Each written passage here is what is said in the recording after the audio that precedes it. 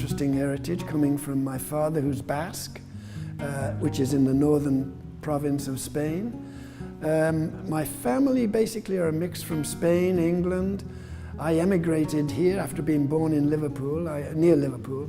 I emigrated here when I was 19 and immediately met my wife, who convinced me I should start painting, which was her father and her were the main inspiration for that, actually. Otherwise, it's been an interesting advancement from Liverpool to here. Change, the climate's mainly the same.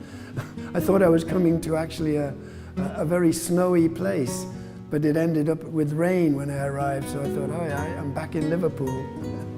Well, my mother, who was an artist, was able to convince my father that I should go to art school. That took a lot of convincing, but eventually I went to art school, spent 4 years, and that was an interesting experience because I took a degree in industrial design. As my father had the idea that no artist would ever make a living. He was probably right in some ways. So I took a degree in industrial design which specialized in silver and goldsmithing. And that actually was probably the benefit of not actually painting at college, but going into a design course, because it gave me a little bit more of the different classical kind of an education with perspective and detailed drawings. In fact, we had a pencil for 2 years, just a pencil. But I found out once you can do everything with a pencil, painting becomes a lot easier. So that was before I even got to Canada, I did all of that. Abstracts to me are a culmination of just about everything I've done before that, every style I've worked with, including Cubism, Realism, Impressionism, painting landscapes, basically figurative paintings, and in the end all of those ingredients work very well when you get to do abstracts. If you straight away went into abstraction before doing all of the other work, I think it would be very difficult to be able to progress through the stages of painting an abstract. You'd probably end up, like I'm sure most people think they can paint an abstract, but there's a difference between a good abstract and a bad one. And for me, a good abstract has to have the composition, the balance, the color, the perspective, and also it should be versatile so that it can be moved and turned in different directions and still be good. The New World to me is basically an idea I had of how to interpret a modern futuristic city. So I've introduced a lot of texture. A lot of the cubes represent the high-rises of the future. The turmoil in the sky could represent, for instance, a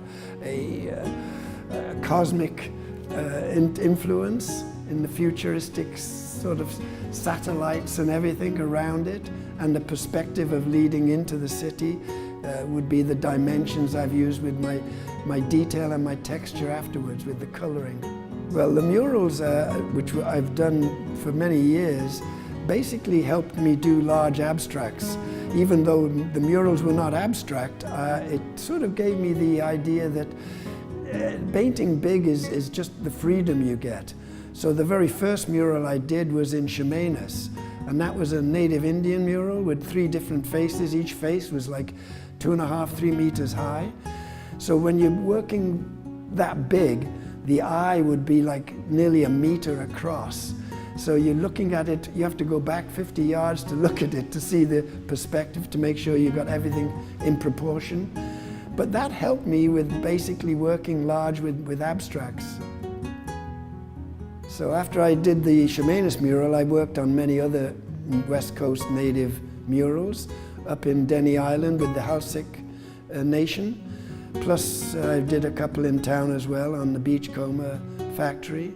So it's been a progressive thing where I work very large on murals, helping me in a sense to develop the feeling I needed to have to work large with abstraction. Basically, I started many, many years ago with the native paintings because when I was emigrating to Canada, I happened to have Dan Baker, Chief Dan Baker, was on my immigration boat.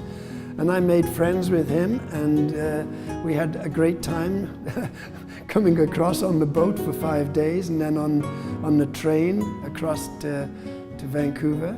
And then I spent probably the first month or two here mixing with a lot of the natives, the West Coast natives, going to the reservation, eating on the reservation with the families. In fact, I was socializing with natives for the first month or two here before I met my wife. And that started me painting the natives then. He was an artist, Dan Baker. And so from him influencing me a little bit with the native feel, I sort of, today I had the feeling that it was something I felt a lot of passion for. And probably because the heritage and my heritage of the Basque people, we had something in common, I thought, you know, with our background. Because of the fact that they came from a very diverse background and I came from a very interesting heritage with my family as well.